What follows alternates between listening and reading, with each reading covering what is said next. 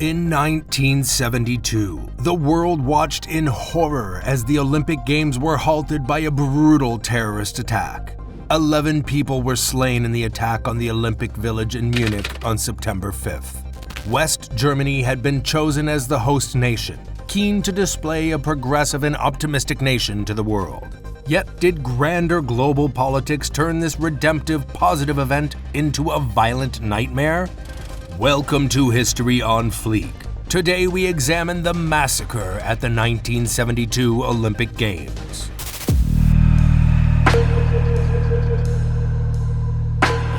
Outside of the tragedy that played out, there was a remarkable Olympic Games that made careers and birthed legends.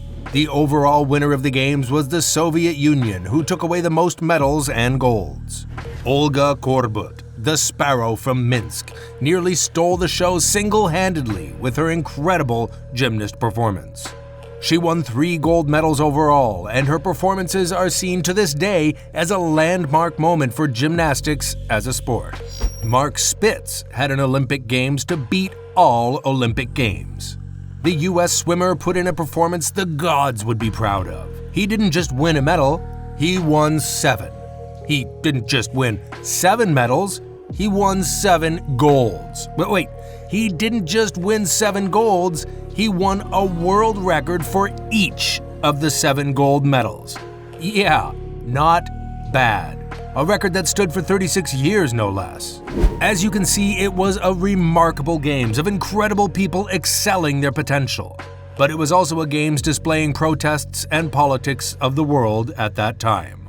Something that would stain the event in its fateful second week.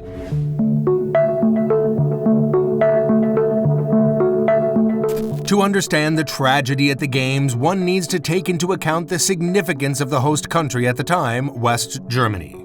Before 1972, the only Olympic Games Germany had hosted was the 1936 Olympic Games in Berlin. Conversely, this meant the only display the world had of Germany as a host nation had been under Adolf Hitler's Third Reich. Just 3 years before the outbreak of global warfare, the Games were utilized by Hitler as a propaganda machine. He saw it as a platform to advertise his ideals. This meant racial superiority and virulent anti-Semitism, banning all Jewish competitors from participation in the Games. You may not be surprised to hear, but some 36 years and a literally divided nation later, Germany was keen to rid itself of the legacy of the Nazi Olympics. West Germany's government saw an opportunity to give the world imagery and symbolism of a Germany entirely different from its darkest past. Every detail was considered. Even the Games' mascot, a Dachshund, Waldi, was illustrated in every ring of color but the black and red associated with the National Socialist Party.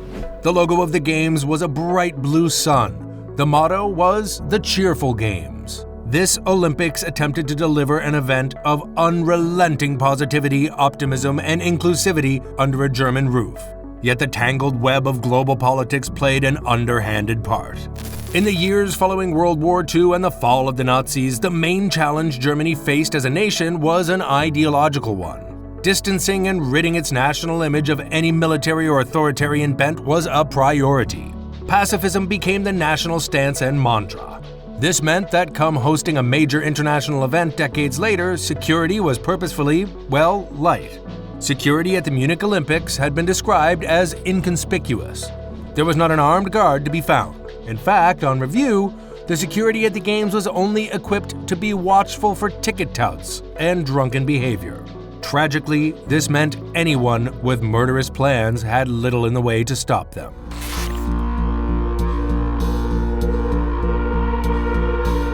On the morning of September 5th, 1972, 8 members of Black September, a Palestinian terrorist cell, snuck into the Olympic Village to attack the Israeli Olympic team. They were equipped with firearms, grenades, and duffel bags as they stole keys to search through the athletes' apartments to find their targets. Despite the best efforts to fight back and resist from brave wrestling officials, the attackers corralled 9 athletes and took them hostage, having killed 2. The negotiator for the terrorists was Latif Afif, who demanded that over 200 Palestinian prisoners be released from Israeli jails in exchange for the hostages. To add to the political complication, Afif also demanded the release of imprisoned German left-wing radicals Andreas Baader and Ulrich Meinhof. What followed was an unmitigated disaster. All was for naught, as lives were lost in failed ambush and rescue attempts. Germany was wholly demilitarized, and under its new constitution could not call the army to intervene. This left the Munich and Bavarian police handling the situation with snipers who were not trained or in communication with one another, no armored personnel carriers, and faulty info. The German authorities believed there were 2 or 3 kidnappers, not 8. Come 10:30 that night, the kidnappers were provided 2 military helicopters to fly them and the hostages to Fürstenfeldbruck Air Base.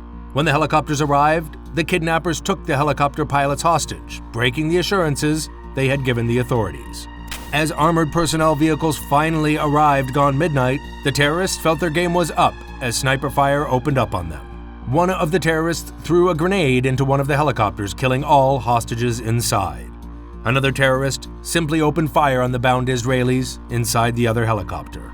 A chaotic firefight ensued. 1 West German police officer was killed, 5 of the terrorists were shot dead, and 3 remained to be arrested. The worst of outcomes had happened for the attempted rescue. All hostages had been killed, and huge criticism was placed on the West German authorities.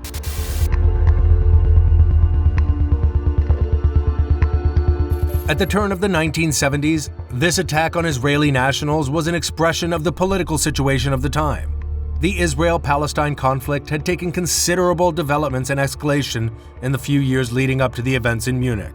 Yasser Arafat had founded the Palestine Liberation Organization in 1964, supported wholly by many nations in the Arab League. However, the decade would be riddled with war and armored conflict.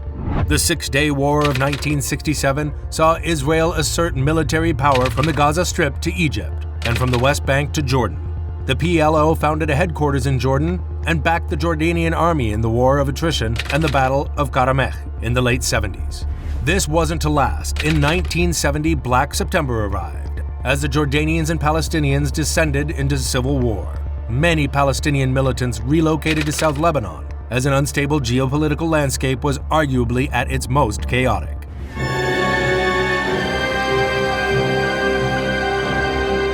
Despite the horror at the games, the West Germany government would soon be accused of caving to pressure from terrorists. Just months after the tragedy of the 1972 Olympic Games on October 29th, Palestinian sympathizers hijacked Lufthansa Flight 615.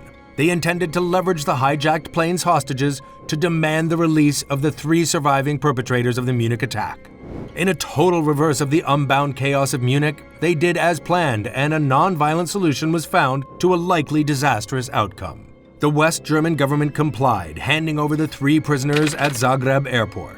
And in return, the hijackers released all the plane's hostages at a stop in Tripoli. However, Israel expressed nothing but betrayal at the sympathizers of terrorist attackers being freed. The West German government was accused of bending to the will of the very worst. Accusations of an agreement between the Black September organization and the West German government became rife. Many noticed that freeing the attackers not only freed West Germany of a national security concern, but likely freed up potential trade relations with Arab nations. Further theorizing was bolstered by the speed at which the prisoners were freed and the mere 20 passengers on the 150-capacity hijacked plane.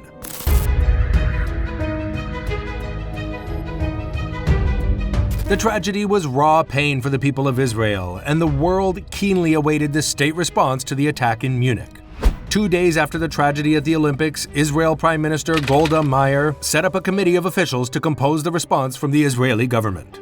The result was Operation Wrath of God, an undercover operation in which Israeli intelligence agency Mossad was assigned to kill anyone involved in the 1972 massacre. A list of 25 to 30 members of Black September and the Palestinian Liberation Organization was drawn up and targeted. In the decades that followed, numerous assassinations by bullet or car bomb were carried out on Palestinian targets across Europe. The assassinations included mistaken innocence, and Israel has long been questioned for whether the operation was an act of justice or vengeance. Commentators have stated that while it stopped Palestinian terrorism beyond the Middle East, it did little to bring peace within it. Others have stated the operation distracted Mossad from intelligence gathering in the Middle East, quite possibly contributing to the Yom Kippur War a year later.